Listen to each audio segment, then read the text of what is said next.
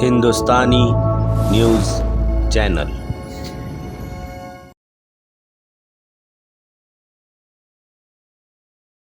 महत्वाची बातमी आहे। सोलापूरला हवामान विभागाकडून उष्णतेचा येलो अलर्ट देण्यात आलेला आहे।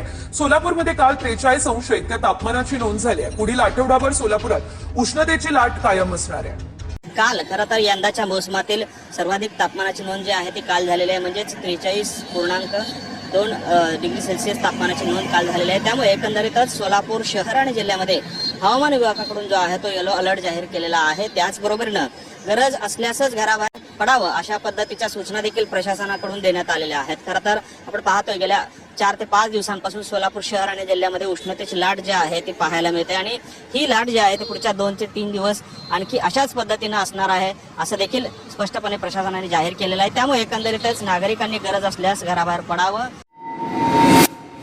ताज्या बातम्यांसाठी आत्ता सबस्क्राईब करा हिंदुस्तानी न्यूज चॅनल।